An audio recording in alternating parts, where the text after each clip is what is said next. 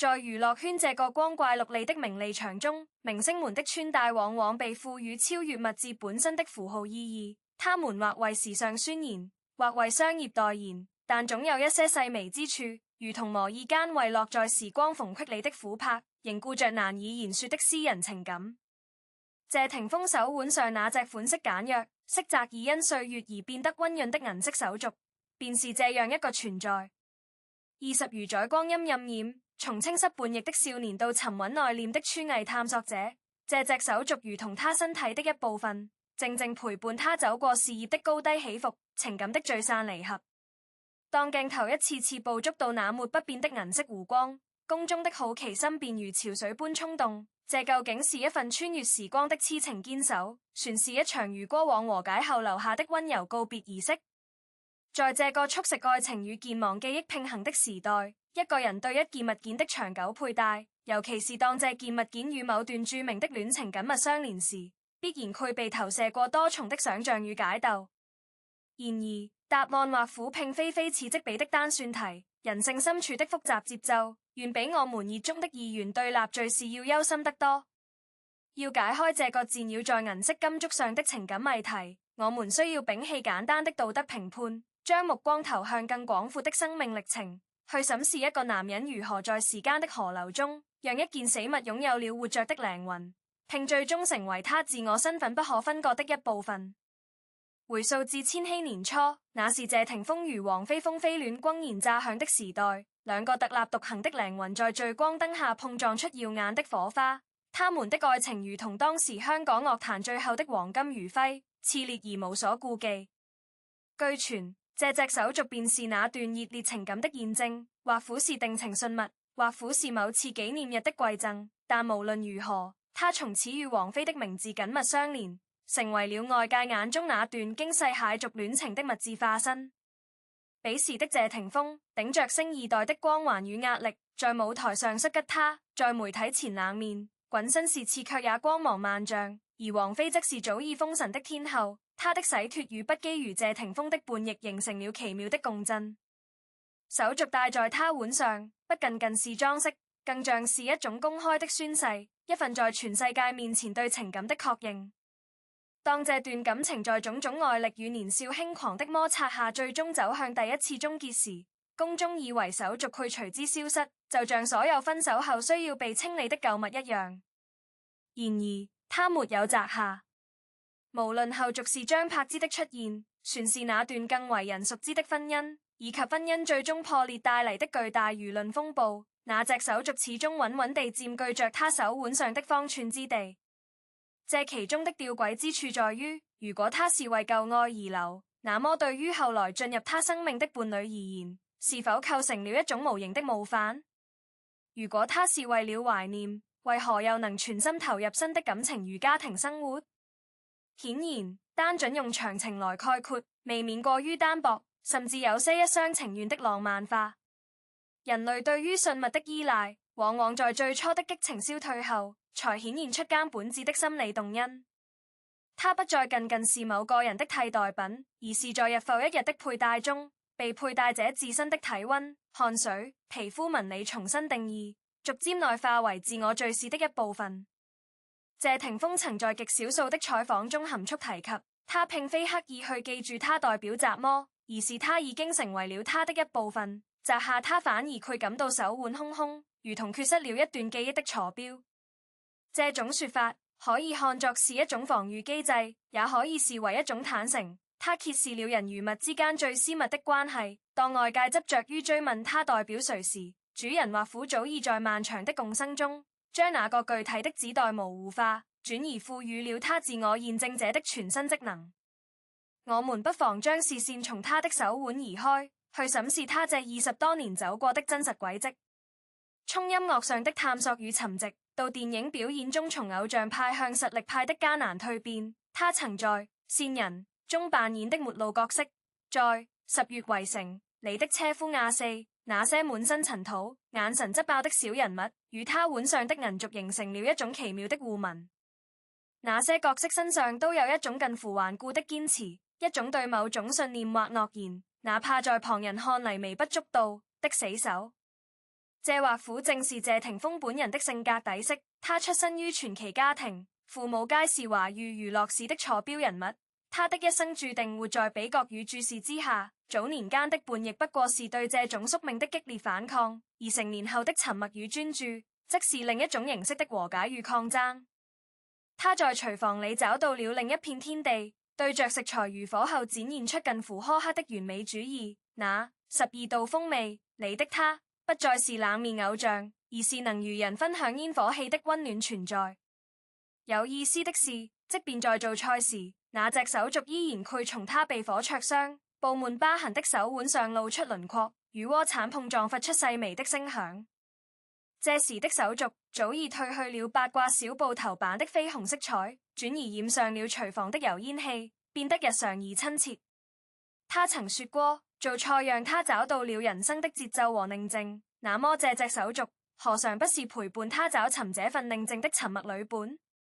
他驗證了他衝台前的喧囂走向幕後的專注，從對世界充滿敵意到與世界溫柔相處。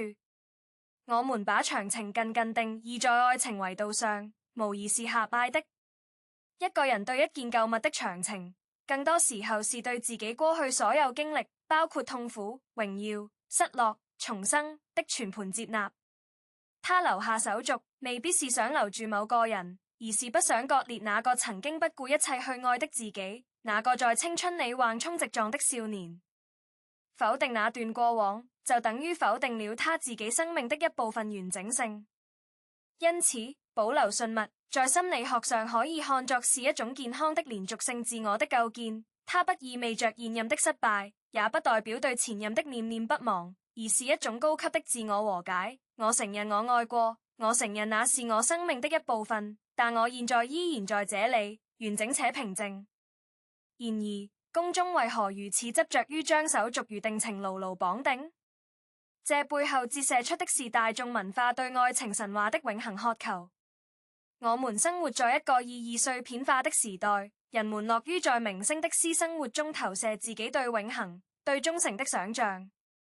當現實中的愛情越來越脆弱易碎時，一隻戴了20年的手續便成為了一種令人安心的符號。它仿佛在說：看，船是有人願意用一生去守護某個承諾的。這種集體心理的偶使我們不斷放大信物的情感價值，以至於忽略了佩戴者作為活生生的人，其內心世界的動態演變。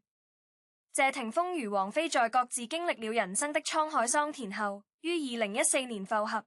這段世紀復合更是將手續的象徵意義推向了高潮。外界紛紛感嘆，這枚手續終於等回了它的主人。一段兜兜轉轉船是你的浪漫敘事被完美地書寫。但如果我們冷靜觀察，復合後的謝霆鋒依然帶着那隻手續，但它不再是一個渴望或求而不得的信物，反而更像是一個已然得償所願的驗證。此時的手續甚至已經悄然發生了第3次轉變，從初次的定情物到空白期的自我坐標，再到復合後的歷史紀念章。它上面的每一道劃痕都對應着一次分離的傷痛或一次重逢的喜悅。它是他們關係史的物質化檔案，而非簡單的存在愛或不在愛的即時標籤。值得注意的是，王菲本人並不佩戴與之配對的信物，這恰恰說明這只是謝霆鋒個人的情感處理方式，是他獨有的儀式感。每個人面對過去的方式不同，有人選擇焚燒情書以求徹底告別，有人選擇心鎖雙底眼不言為證，而謝霆鋒選擇了最笨拙也最極致的方式，隨身攜帶，讓他接受日常生活的磨損與洗禮，直到那個人的影子變得模糊，而物件的質感變得清晰。這不是給外人看的表演，如果是表演，20年的跨度未免成本過高，且他早已不需要靠這種悲情人設來博取關注。這更像是一種私人的修行，如同佛家弟子手中的念珠，日復一日的摩挲，不是為了向佛祖祈求雜魔，而是為了在重複的動作中獲得內心的安定與專注。從時尚與美學的角度來看，謝霆鋒的個人風格一貫偏向簡約硬朗，他極少佩戴繁複的飾品，這隻線條流暢、設計簡潔的銀軸恰好契合了他整體的衣品調性，成為了他個人標識的一部分。長期佩戴形成的自然包裝與劃痕，賦予了他新買的飾品無法複製的歲月美感。這種釀出來的物件，在時尚領域被視為最高級的個人化表達，因此它的不摘取也包含着樸素的美學慣性，佩戴順手，無需更換，如同我們習慣於左手戴錶、右手戴串一樣，成為一種無意識的肢體習慣。這種習慣的力量是驚人的，它超越了情感動機，進入了生理層面的記憶。當我們試圖摘下一隻戴了20年的手鐲時，那種缺失感不僅僅是視覺上的，更是觸覺上的，是重量上的，是身體對熟悉的附着物突然消失產生的警覺與不擇。所以，當我們問他是長程船是告別時，或苦他自己也給不出一個確切的答案。人類的動機從來不是清澈見底的溪流，而是多條暗流交織的地下河。他的心理可能同時存在着對那段青春純愛的懷念，對自我成長軌跡的珍視，對生活習慣的將就，以及對未來無需再向外界證明雜麼的洗脫。這幾種情緒可以共存於同一隻小小的手鐲之內，且互不矛盾。我們習慣用專一或薄情來標籤化他人，但真實的人生遠比標籤複雜。像柏茲曾在訪談中提及，謝霆鋒是個非常念舊的人，家裡堆滿了捨不得扔的舊物，連一本舊雜誌都要收藏。這種性格特質決定了他不會輕易丟棄任何承載記憶的載體，手鐲只是他念舊性格的一個縮影。如果我們因為他保留手鐲就質疑他對過往婚姻的誠意，那同樣是一種過度解讀。反之，如果我們因為他與王菲復合就認為手鐲是蓄謀已久的等待，那更是將生活的坎坷戲劇化了的臆想。生活不是編劇寫好的劇本，沒有那麼多草蛇灰線、伏筆千里的刻意安排，更多的不過是邊走邊看，在傷痛中學會不掙扎，在平淡中學會珍惜當下。在這漫長的20年裡，手鐲也並非全然沉默。他曾被媒體拍到在某個慈善晚宴上隨着他切菜的動作輕輕晃動，也曾在他拍攝動作片吊威亞時在破損的徽服袖口下若隱若現，更在他於舞台上背着吉他西敲時反射着舞台的鐳射光。這些瞬間，手鐲不再是情感八卦的符號，而是他職業生涯的驗證官。他看着他手指上的老繭越嚟越厚，看着他眼神裡的烈氣逐漸被平和替代，看着他從面對記者追問時摔門而去的少年，變成能夠笑着在綜藝裡自嘲我就是個煮飯佬的中年人。這個過程比任何愛情故事都要動人，因為這是一個生命個體不斷成長、不斷自洽的過程。而那枚手鐲仿佛是他給過去的自己留下的一個溫柔的出口，讓那個曾經受傷、憤怒、不被理解的年輕人得以通過這個小小的銀色通道，與如今這個成熟、從容、事業有成的自己對話。它不再是束縛，而是解放；不是枷鎖，而是鑰匙。當我們把目光放長遠，放到整個人生的尺度上，一件戴了20年的飾品，其意義早已超越佩戴者本人的意志，它成為了時間本身，成為了逝者如斯夫不赦晝夜的物質化體現。謝霆鋒撫摸他時，摸到的不是王菲的臉容，也不是張柏芝的笑淚，而是他自己如河流般奔衝向前，不可逆轉的生命。所以要他摘下，無異於要他否認自己走過的每一步路。這對於一個已經建立起完整自我認知的成年人來說，是不必要且不合理的。公眾熱衷於追問你還愛不愛他，但謝霆鋒用20年的沉默和茫然的佩戴，給出了一個更高維度的回答。我不再追問愛誰或不愛誰，我只知道這是我，這就是我存在的痕跡。我們需要清醒地認識到，我們對明星私生活的窺探與解構，本質上是一面鏡子，照出的往往是我們自己內心的不安與渴望。我們渴望看到一個癡情的男人，因為那能慰藉我們對愛情已逝的恐懼；或者我們渴望看到一個決絕的告別，因為那符合我們對翻篇的現代價值觀推崇。但謝霆鋒的手鐲故事，恰恰打破了這兩種簡單化的期待。他告訴我們，人類的情感是可以分層、可以拼置、可以隨時間演變的。20年前，他或苦是一顆滾燙的赤子之心。10年前，他可能是一片荒蕪中的坐標石，如今他更像是一枚勳章，驗證了一個男孩如何穿越層層迷霧，最終安穩地降落在自己的人生坐標上。這份安穩既包含了與過去戀人的和解與重聚，也包含了如事業夥伴的分合、如家庭成員的牽絆，以及最重要的與自己的握手言和。所以不要再問是長程船是告別，因為他已經將這道算擇題的回答默默化為了生活本身。他每天醒嚟帶上它，如同帶上一個無需言說的諾言。那諾言不是對任何人的，而是對時間本身的致敬。在這個意義上，我們每個普通人又何嘗沒有自己的手續呢？或苦是一封泛黃的信件，一張模糊的相片，一個早已停用的電話號碼。我們留着他們，有時並非因為存在期待雜麼，而是因為那是我們曾真實活過的證據。扔掉他們，就等於扔掉了自己的一部分歷史，而歷史無論好壞，都構成了我們今天的基石。最終，當我們合上這份關於一隻銀色手續的漫長敘事，不妨讓視線從謝霆鋒的手腕上移開，回落到我們自己納新那些同樣難以割捨的微小執念上。娛樂圈的瓜果永遠新鮮多汁，但真正滋養我們精神世界的，並非那表面的甜糯，而是透過這些公眾人物的生命切片，反觀我們自身處理情感與記憶的方式。